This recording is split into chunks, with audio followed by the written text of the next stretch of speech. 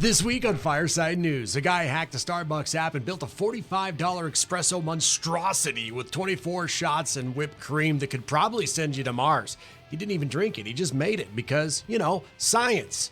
And yeah, now I kind of want one. Meanwhile, in Houston, a woman threw a quinceañera for a cat. Not kidding. Ballroom arch, mariachi band, remote control Bentley, and somehow this party saved an entire animal shelter. Oh, and Nicolas Cage is back as Spider-Man, but this time he's not animated. He's punching bad guys in a trench coat and probably quoting jazz lyrics in black and white. This week's chaos is high octane, espresso powered, and cat approved. This is Fireside News. Let's dive in. So someone broke Starbucks. I mean it. A guy figured out how to game the app and build what might be the most expensive legal beverage in America. A $45 Frankenstein drink loaded with 24 espresso shots. That's not a coffee. That's lawsuit waiting to happen. He started with a venti maca cream frappuccino. Already a bold move if you ask me. Then he added 12 regular espresso shots, 12 affogato shots, plus caramel drizzle, mocha, whipped cream, who knows what else. I'm pretty sure it comes with a defibrillator and an Uber ride to the ER. But here's the kicker. He didn't even drink it. He just made it to see if Starbucks would let him do it. Spoiler, they did. This wasn't a dare. This was science. Dangerous, jittery, bathroom-breaking science. But honestly, it's not just about the cost. It's what this says about our society. We reached the point where someone can casually spend $45 on a drink that might dissolve their organs just for content. And yeah, I'll probably try it. So if your next trip to Starbucks ends with your barista quietly judging you for ordering the espresso monstrosity, just know you're not alone. You're part of something bigger, something louder, something very, very, very caffeinated. In today's The Internet is Wild moment, a woman in Houston threw a full-blown quinceañera for her cat. Not a joke, not a filter, a full mariachi band, balloon arch, remote control Bentley party for her cat's 15th birthday. Yeah, the cat's name, Halle. And Halle, my friends, is now an influencer. This blew up online, like millions of views level, and somehow the chaos raised enough money to save her local animal shelter from closing, which is cool. That shelter, Almost Home Cat Haven, have been struggling pretty hard, but thanks to one woman's over-the-top cat fiesta, they're suddenly flush with donations. I mean, who knew that a cat in a custom quinceañera dress could outfund a GoFundMe campaign in under 12 hours? Let's be real, most of us are just trying to keep our pets from eating couch foam. Meanwhile, this cat's rolling around in a pink tutu saving entire nonprofits. So the next time someone says your pet party is a little over the top, just remind them, Halle the cat saved a shelter with a dress and a Bentley. Put that in your meow mix. TikTok has brought us some pretty weird trends. Remember NyQuil chicken? Yeah, we survived that one. But now there's a new one that honestly might be worse, and that's human dog food. That's what people are calling it. And yeah, it's exactly as gross as it sounds. The trend involves influencers meal prepping bowls of ground chicken, white rice, eggs, peas, carrots, and spinach. Basically everything you need to feed a golden retriever. They mash it all together in a big bowl and eat it cold on purpose. Supposedly it's good for portion control and clean eating, which I guess it is. If your idea of cuisine is sadness in a salad bowl, watching these videos feels like punishment. These people are out here posting captions like, "This actually slaps," while chewing chicken paste in silence like it's a hostage video. What's worse, though, is the influencers know it's bad. They admit it tastes like nothing, that it's bland, that it makes them feel clean. That's not clean. That's depression that you can microwave. Look, I'm all for nutrition, but if your dinner looks like it was served in an obedience school, maybe just eat literally anything else. The Hot Pocket, a tortilla with peanut butter, I don't care. Just stop pretending the dog bowl is dinner.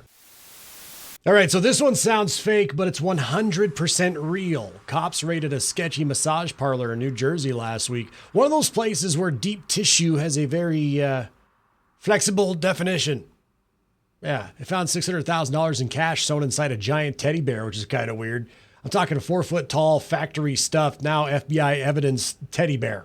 Turns out the place was being investigated for running a money laundering operation. Maybe a little bit more than that. The manager, 47 years old, was arrested along with 4 other people.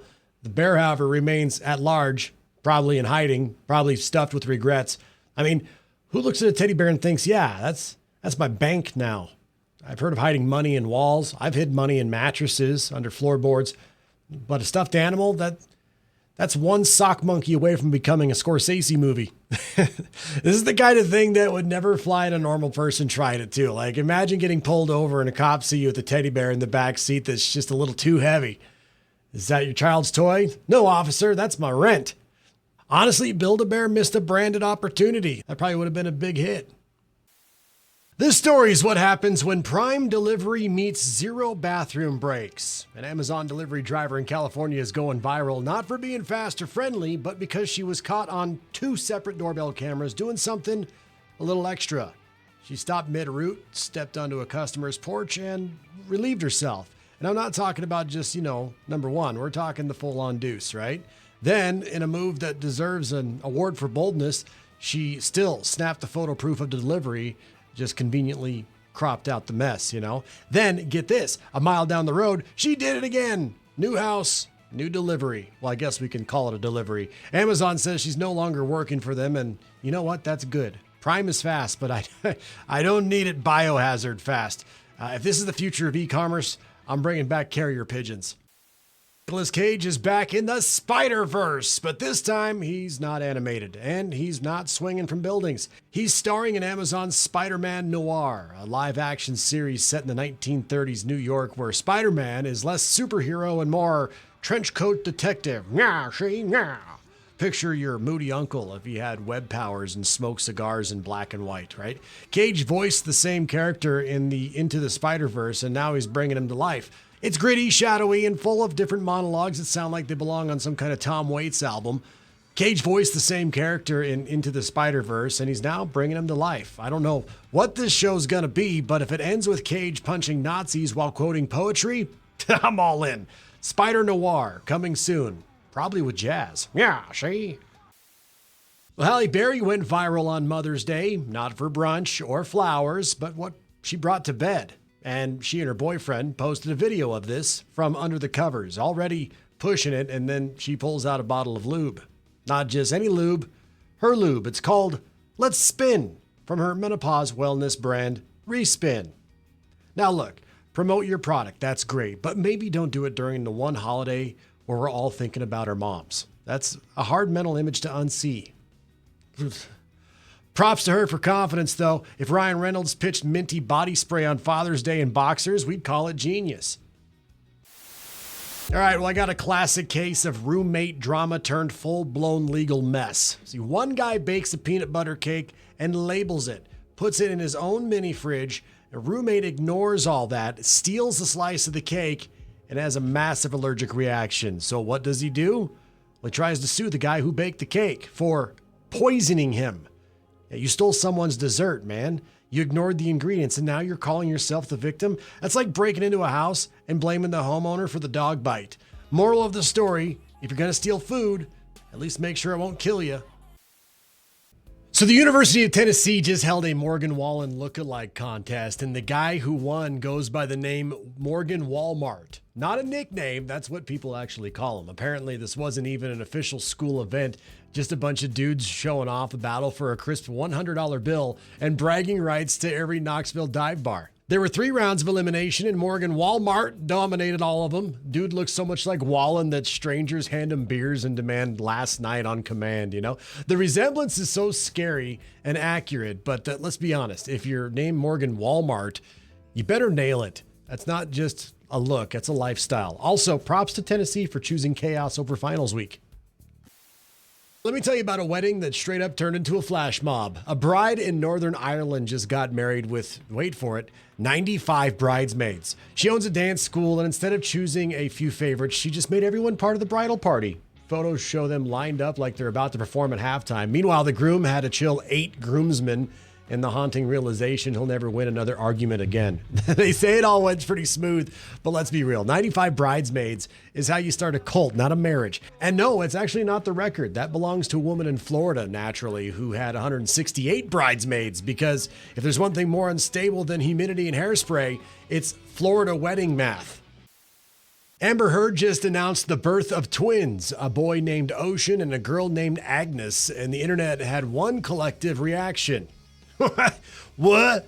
What? She shared the news on Mother's Day with a little heartfelt Instagram post saying she finally completed the family she's been striving to build. The twins now join her 4-year-old daughter, Onga, who is also born via surrogate. But here's the kicker. There's zero info about how these babies arrived. No details on surrogacy, no partner, no fertility update. Just a perfectly filtered photo and a caption that basically says, "Surprise! I doubled my family and you don't get to ask any questions." Look, it's 2025. People can do parenthood however they want, but you gotta admit, the Herd Gang sounds like a Netflix reboot of Aquaman Family Edition.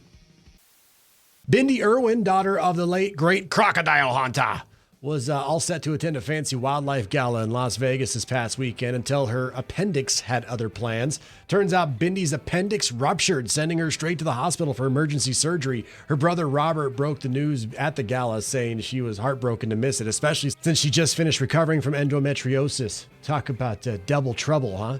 In true Irwin fashion, Robert still worked the event like a pro, raising funds for conservation, even joking that after his recent underwear ads, his DMs are now a dangerous place. But honestly, the Irwins are built different. Bindi's out here surviving organ implosions, Robert's doing wildlife thirst traps, and Steve's probably up there smiling, just proud as hell. Thanks for hanging out with us on Fireside News. New episodes drop every Friday at 3 p.m. Eastern, noon Pacific. So hit that subscribe button if you haven't already. And hey, the best way to support the channel? Leave a comment. Seriously, whether you loved it, hated it, or just want to roast my caffeine intake, I really need them all. See y'all next week.